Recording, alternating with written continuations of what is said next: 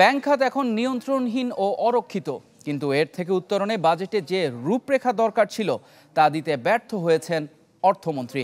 নবায়োজিত অনুষ্ঠানে বক্তারা বলেন, ঋণ খেলাপি ও ব্যাংক খাত সংস্কারে সুনির্দিষ্ট কোনো পদক্ষেপ নেওয়া হয়নি। উল্টো কালো টাকা সাদা করার সুযোগ রেখে সৎ করদাতাদের প্রতি অন্যায় করা হয়েছে। যে জিনিসটা সবচেয়ে লক্ষ্য করছি, অর্থনীতির সমসাময়িক বাস্তবতা ও নতুন বাজেটের বিভিন্ন দিক পর্যালোচনায় এই আয়োজন করে সংবাদপত্র মালিকদের সংগঠন নোয়াব এবং সম্পাদক পরিষদ। বক্তারা বলেন, দীর্ঘদিন ধরেই ভঙ্গুর অবস্থায় অর্থনীতি, যা আরও খানিকটা উস্কে দিয়েছে চড়া মূল্যস্ফীতি, অব্যবস্থাপনা ও নীতি নির্ধারকদের স্বীকার না করার মানসিকতা। কিন্তু এর থেকে উত্তরণে যে ধরনের বাজেট দরকার ছিল তা দিতে ব্যর্থ হয়েছেন অর্থমন্ত্রী। বক্তারা বলেন, বাজেটে কালো টাকা সাদা করার সুযোগ রেখে সৎ করদাতাদের প্রতি অবিচার করেছেন অর্থমন্ত্রী। এছাড়া রাজস্ব আদায়, মূল্যস্ফীতি নিয়ন্ত্রণ ও প্রবৃদ্ধির লক্ষ্যমাত্রারও সমালোচনা করা হয় অনুষ্ঠানে।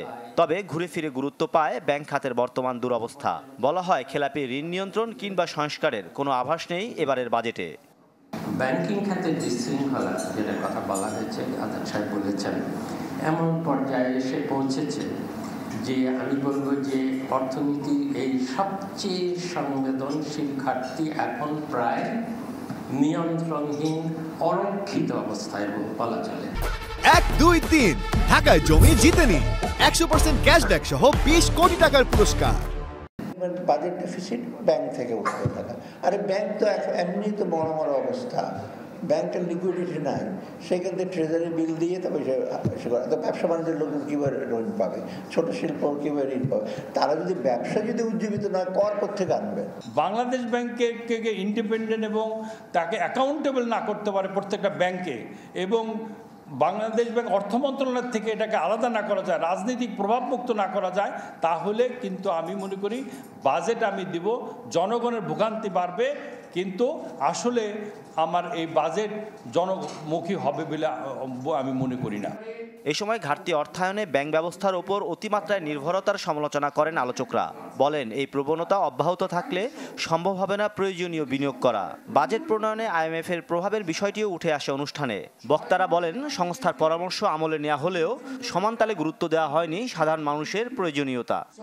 IMF এর কথা শুনেছেন, দ্বিতীয় শুনেছেন, সরাসরি বলতে হয় অলিগার্কসদের কথা শুনেছেন, দুজনের কথা শুনেননি। পরিশ্রমী উদ্যোক্তা, পরিশ্রমী অর্থনৈতিক কর্মী। আমাদের রাজস্বের 42% চলে যাচ্ছে প্রশাসনিক ব্যয় শুধুমাত্র। এটি কি আমাদের জন্য অ্যাফোর্ডেবল? এই বাজেট, এই সরকারের যে কোয়ালিটি অফ সার্ভিস ডেলিভারি, তার জন্য কি আমরা রাজস্বের 42% ব্যয় করব? আমাদের কি পাট মন্ত্রণালয়, বস্ত্র মন্ত্রণালয় এগুলো দরকার আছে? একদিকে 9% ব্যক্তি খাতে ঋণ প্রবাহ, আবার ব্যক্তি খাতের বিনিয়োগ বাড়বে আপনার 27.3%। সেটা কিভাবে হবে? তো এই যে একটা অনেক গোজামিল, যে IMF এর যে শর্তগুলি সেটার সাথে মিল রেখেই কিন্তু করা হয়েছে, ওখানে যোগ বিয়োগ করে।